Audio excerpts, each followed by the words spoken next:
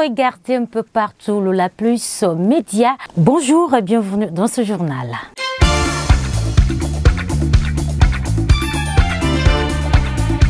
12 ans après les événements du 28 septembre, les victimes attendent toujours le verdict.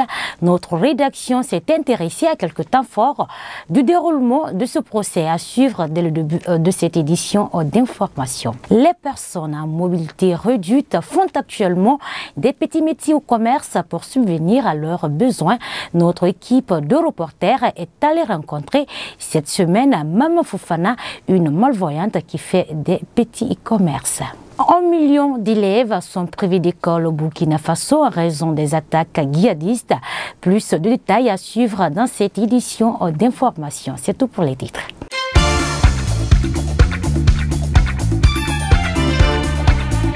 Une fois encore, bonjour et ravi d'être avec vous.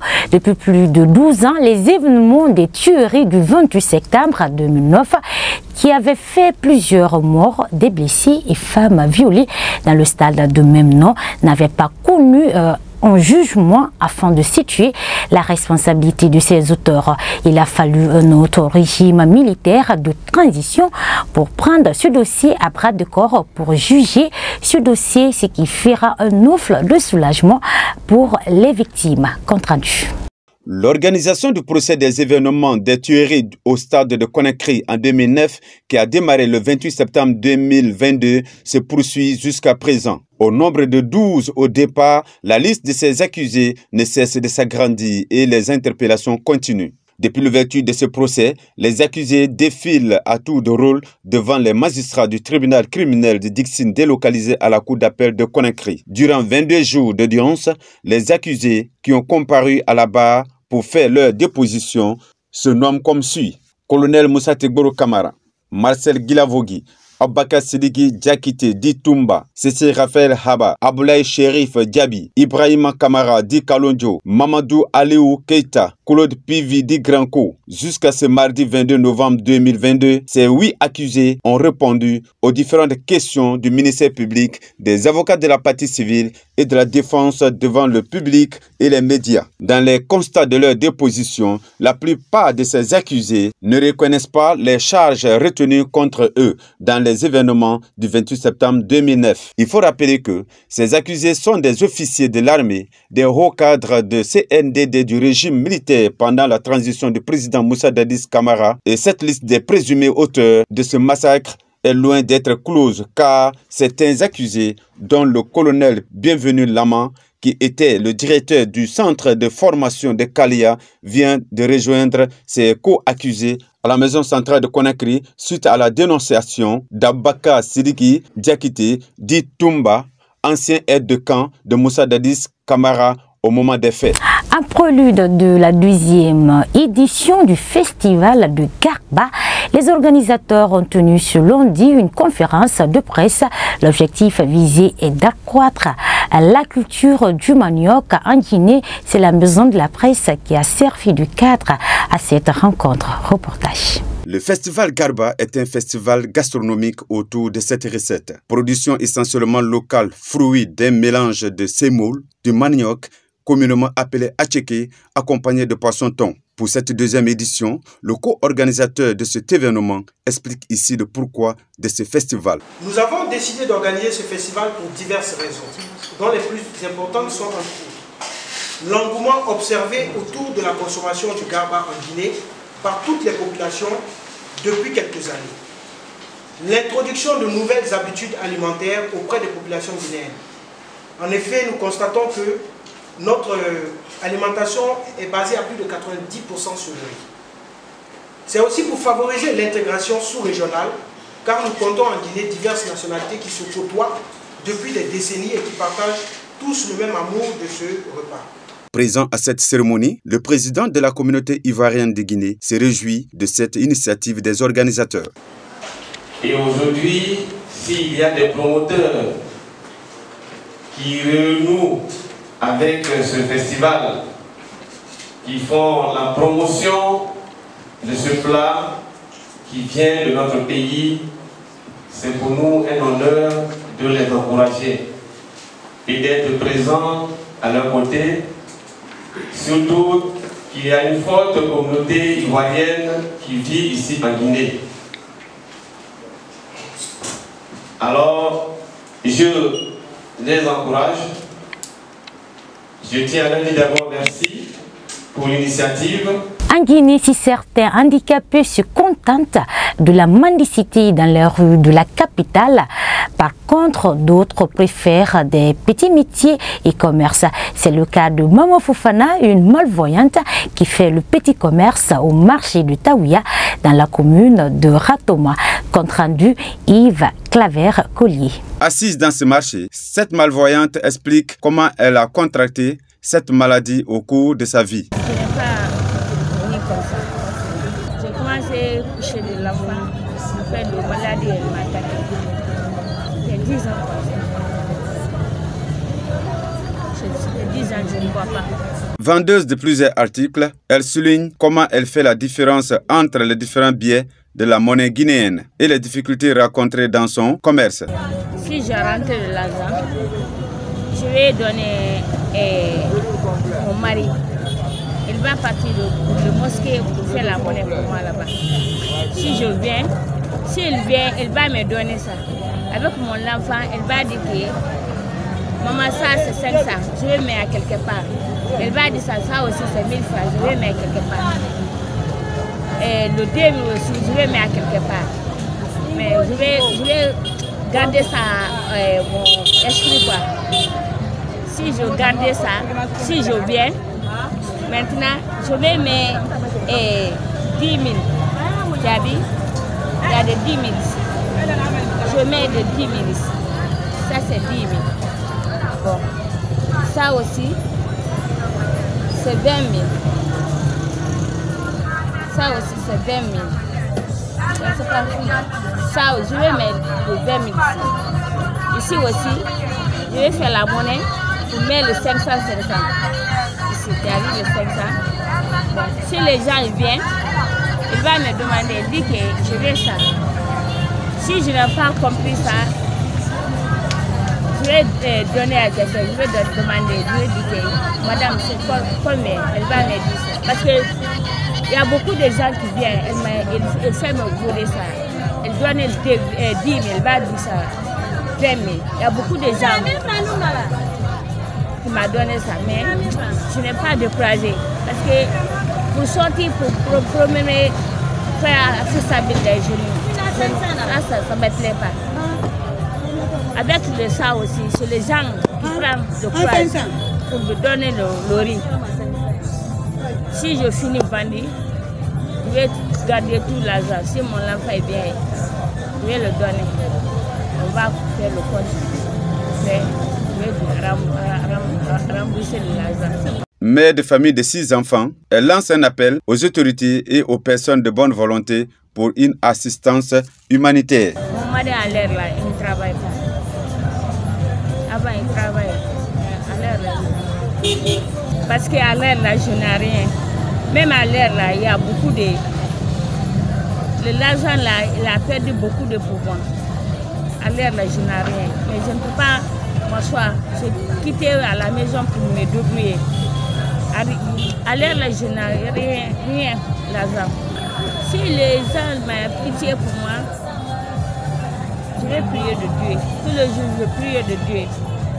Et la situation là, si je gagne l'argent, je vais même rentrer à la maison, je m'assois là-bas. Parce qu'à l'air là, c'est pas facile. C'est pas facile. Les gens ont des malima. Et là-bas, à la rafira. Mais donc, on a à la macane de Séné. Nto wayan fe ki na mi fanye na he mema e hamali nga bay situation mo we ali nya kire na reki parce que na ki na reki toro mini mane mi ge se na shogo yela na to ya to be sama e se to mo sonyira na mati nto do ko doni na na mala na kira parce que nde na na fama e sa de so e bu ko abdi so manyira e fula ma a 20 000 afa de 10 000 na ko ma le na ma 20 000 naira trop tard. Donc, ma situation, ma vie, mais tawya mo ko na ki bene mo ko bene ko to ala bala la wido na ala ga mo fanye ma kula ma ne hera ba ma ala ka sera e ko wera bande na ala makula ala ka illa na mi fanye ndema e kara bande ala ko na situation re ngami ala ka boya safi ala ka boya safi lagnema ala ka film lagna dema ala ko o mama nge ala ka da fekere ma. En Guinée, les ébénistes sont confrontés à plusieurs difficultés de nos jours. Ils sont nombreux ceux qui se plaignent de la cherté du bois, mais aussi de la rareté de la clientèle. Rencontrés par notre équipe de reporters cette semaine, plusieurs d'entre eux ont sollicité l'aide de l'État afin de valoriser leur métier. Reportage. L'ébénisterie, qui consiste à fabriquer des meubles de luxe en utilisant notamment la technique du plaquage, est une activité qui occupe nombre de jeunes de Conakry. Dans plusieurs quartiers de la ville, des ateliers d'ébénisterie sont visibles, même si leur gérant parvient difficilement à joindre les deux bouts dans une situation économique difficile. Pour obtenir le produit fini, l'artisan passe par plusieurs étapes de fabrication. Le choix du modèle et du bois, le sciage et la réalisation des assemblages, du décor et du montage. Dans l'atelier de Tamba Kobo Kamano, ébéniste au quartier Kipé d'Adia, dans la commune de Ratoma, on rencontre de nombreux jeunes ouvriers. Selon lui, la réalisation des meubles nécessite l'obtention de quelques matières premières. Avec des chapins et les conduits plaqués. Effectivement, les conduits plaqués en bois, c'est le plus. Nous, nos matériels, on trouve direct au marché à acheter. Vous voyez, il y a des trucs qu'il faut aller en plus pour aller chercher des matériels. Mais si tu as l'argent, tu peux travailler. Pour ce qui est des prix des meubles et les difficultés rencontrées dans ce domaine, notre interlocuteur précise. Manque de moyens. C'est la première difficulté. Non, on n'a pas de moyens. Il faut que l'État nous aide, ça nous fait plaisir.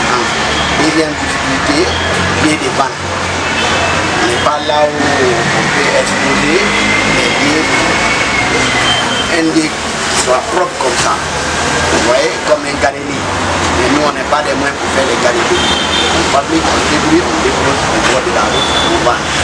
Bon, il y a les clientèles, c'est à Dieu. Hein. C'est la difficulté aujourd'hui. Avant, les gens venaient acheter. Mais actuellement, depuis le prix de pouvoir, il n'y a pas de clients comme ça.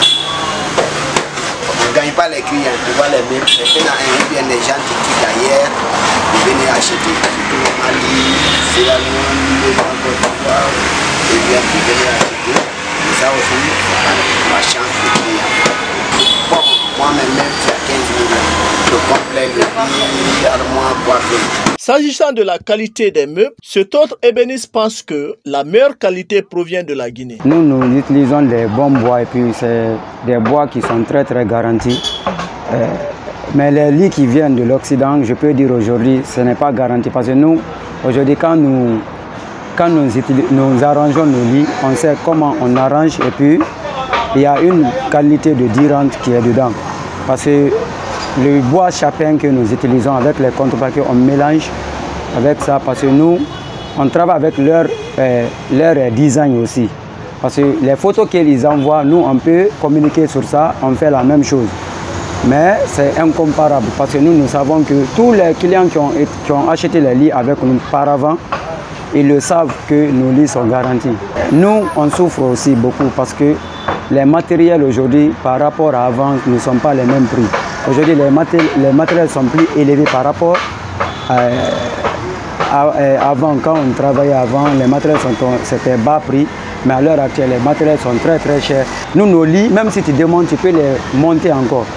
Moi, tout ce que j'ai à dire quand même, je dirais quand même que le ministre de la Culture, pour qu'il puisse aider nous, les ébénistes, parce qu'il y a les bons travailleurs qui sont en Guinée, on peut le reconnaître qu'il y a les bons travailleurs, les bons ouvriers qui sont là. Et les bois à l'heure actuelle aussi, les bois sont perdus à l'heure là. Avant, on achetait les bois et c'était bas, mais à l'heure actuelle, les bois sont chers et puis il n'y a pas de bois à l'heure là. Sur le continent, au Burkina Faso, notamment dans le nord, l'insécurité causée par des djihadistes a provoqué la fermeture de plusieurs écoles. plus de 5700 écoles selon le dernier rapport du secrétaire technique de l'éducation en situation d'urgence. Personne n'est tranquille avec ce qui s'est passé. C'est quelque chose qui peut arriver à tout moment. Donc, on vient quand même essayer également d'aider les enfants. Mais nous aussi, bon, rien ne peut plus être comme avant. Il y avait d'abord des difficultés d'ordre social, psychologique. Ils n'étaient pas dans leur environnement au début. Ils n'étaient pas habitués à ce mode de vie-là. Ils ne sont plus dans leur habitat naturel. Et il fallait du temps pour qu'ils s'adaptent. Ailleurs dans le monde, la guerre entre la Russie et l'Ukraine continue de faire des dégâts sur la capitale ukrainienne.